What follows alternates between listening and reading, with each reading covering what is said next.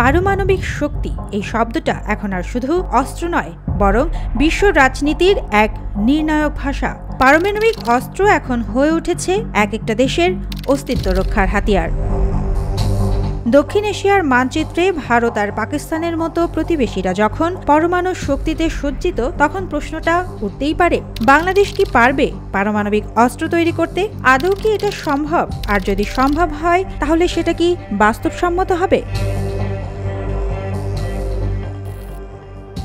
দক্ষিণ এশিয়া এমন এক অঞ্চল যেখানে নিরাপত্তা সংকট আর রাজনৈতিক উত্তেজনা লেগেই থাকে। ভারতের ১৯৭৪ সালের পরমাণু পরীক্ষা আর পাকিস্তানের ১৯৯৮ সালের পারমাণবিক বিস্ফোরণ এই অঞ্চলের শক্তির ভারসাম্য একদম বদলে দিয়েছে। তারা অস্ত্র বানিয়ে দেখিয়েছেন, অথচ বাংলাদেশের হাতে এখনো কোনো পারমাণবিক অস্ত্র নেই। ইরান ইসরায়েল যুদ্ধের প্রেক্ষাপটে এই প্রশ্ন আবার সামনে এসেছে, পারমাণবিক অস্ত্র কি এখন বিলাসিতা নাকি দরকারি আত্মরক্ষার উপকরণ? পারমাণবিক অস্ত্র তৈরি কোনো সাধারণ বিষয় নয়। এর জন্য লাগে উচ্চমাত্রার সমৃদ্ধ ইউরেনিয়াম বা প্লুটোনিয়াম, পুনঃপ্রক্রিয়াজাতকরণ প্ল্যান্ট, গোপন ও সুপরিকল্পিত পরমাণু গবেষণা সুবিধা। বাংলাদেশ অবশ্য ইতোমধ্যে পারমাণবিক শক্তির পথে পা রেখেছে, তবে তা সম্পূর্ণভাবে শান্তিপূর্ণ কাজে ব্যবহারের জন্য।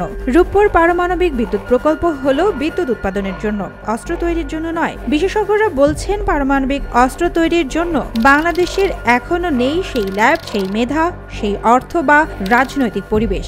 এমনকি সামরিকভাবে প্রয়োজনীয় গবেষণাও আমরা এখনো শুরু করিনি।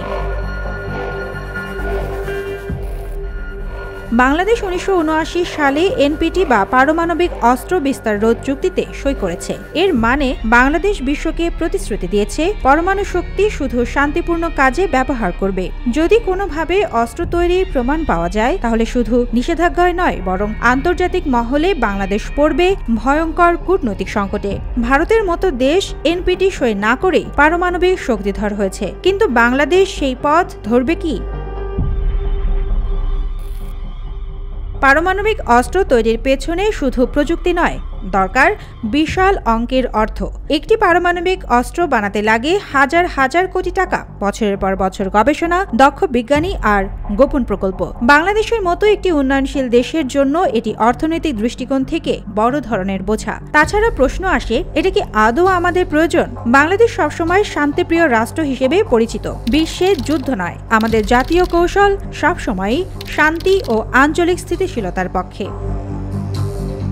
সোজা কথায় বললে, পারমাণবিক অস্ত্র বানানো বাংলাদেশের পক্ষে এখন সম্ভব নয়, না প্রযুক্তিগতভাবে, না রাজনৈতিকভাবে। তবে ইরান ইসরায়েলের যুদ্ধ দেখিয়ে দিয়েছে, পারমাণবিক অস্ত্র শুধু শক্তি নয়, বরং ক্ষমতার ভাষা। বাংলাদেশ তাই এখন এমন একটি অবস্থানে যেখানে অস্ত্র নয়, বরং কৌশল, মেধা ও কূটনীতি দিয়েই আত্মরক্ষা করতে হবে। পারমাণবিক অস্ত্র না থাকলেও আত্মমর্যাদার প্রতিরক্ষা কি অন্য পথেও সম্ভব নয়?